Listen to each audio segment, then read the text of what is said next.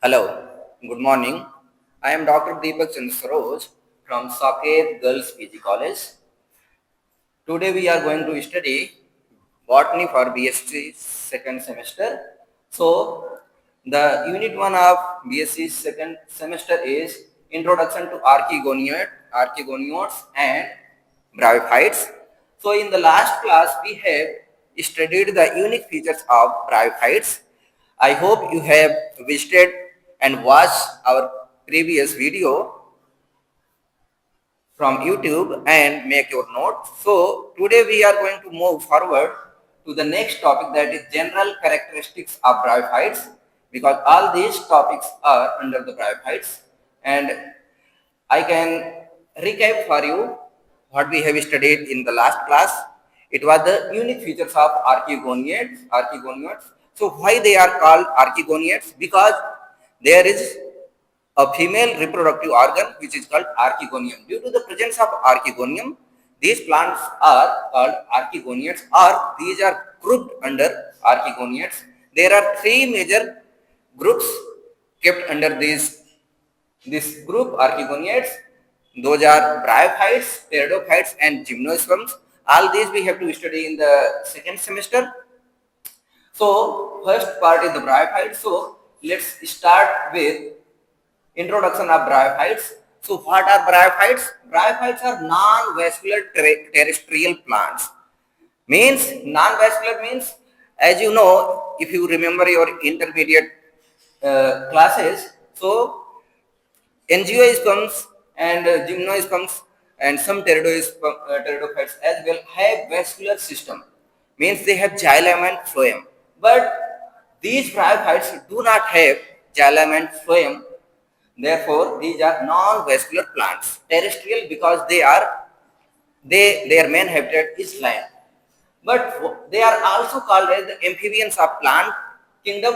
You have studied it in the previous video, which means they require water for sexual reproduction, because sperm, that is the antherozoid, that is the male gamete of bryophytes, it needs thin film of water through which it swims and reaches to the female gamete, which is present in the archegonium, the female reproductive organ of the bryophytes. So, in bryophytes there are three major groups. One is liverworts. They are called as they are grouped under class Hepatocopsida, then hormones, and third is the mosses. So these three major groups are there. So before proceeding to the general characteristics, let's understand the distribution and habitat where they are found on the globe.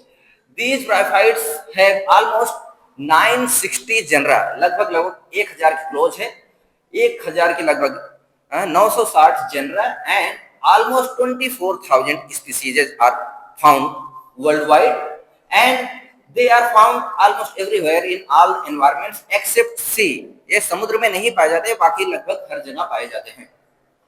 जैसे land में हो गया, कुछ bryophytes पानी में भी पाए जाते हैं, नॉर्मल वाटर में, not in the sea water. So and also they are found up to 20,000 feet in the Himalayas. So the species is Angstromia julacea. So this species is found at very high altitude in the Himalayas. So their main preferred habitat is moist, because they need water for their fertilization, thin film of water through which sperm swims. Therefore, they prefer humid, shady places. Though some are aquatic, such as Brixia fruitans, it is found in water. And some are xeric, yani they are found in a desert as well, where water is very less, desert dwelling. And some are also found on other plants. Many grow on other plants or leaves. These are called epiphyllous. And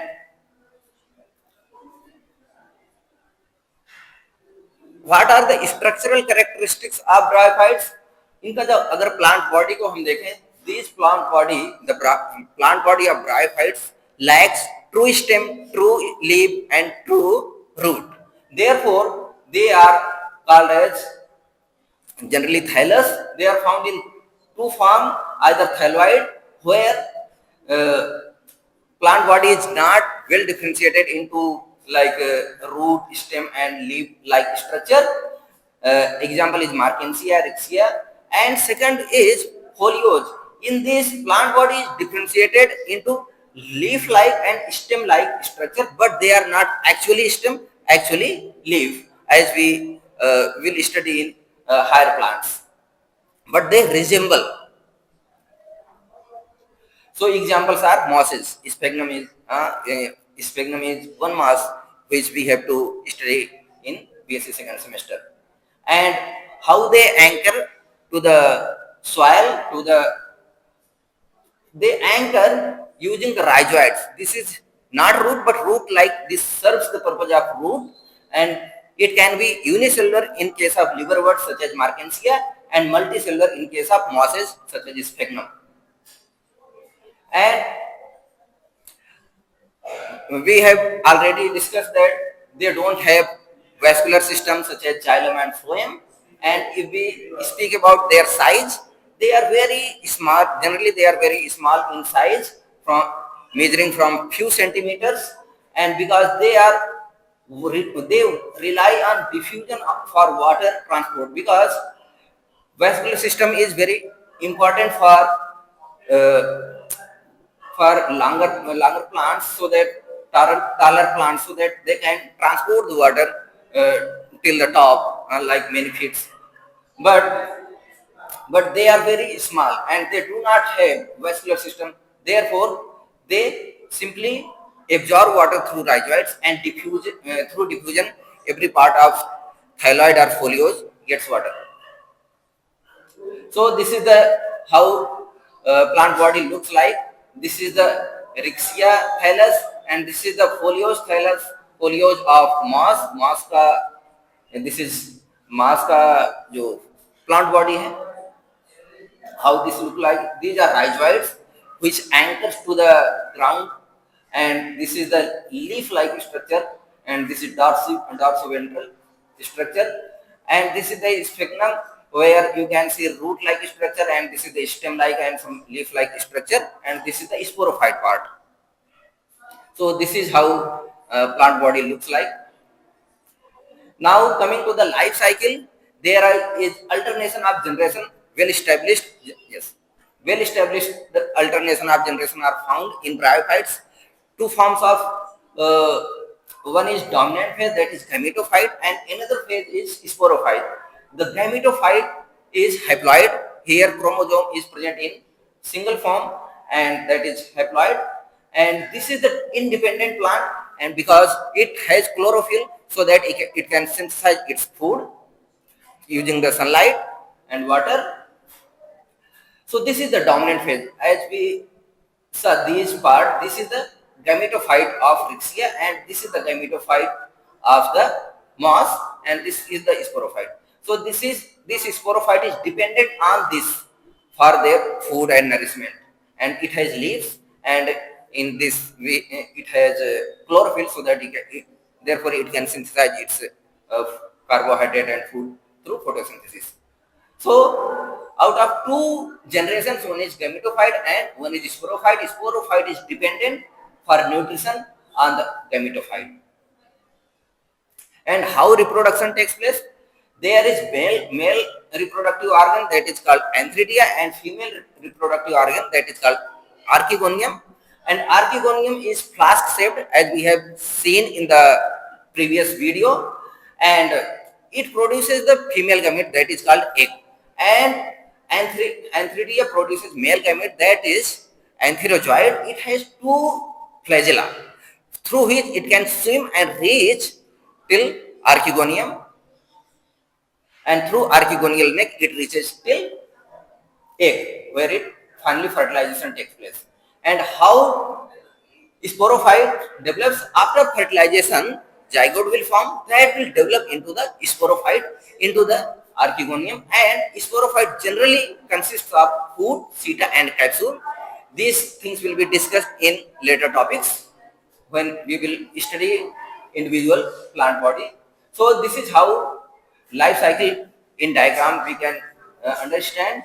This is the gametophyte stage where it has archegonium here and antheridia here, and finally female.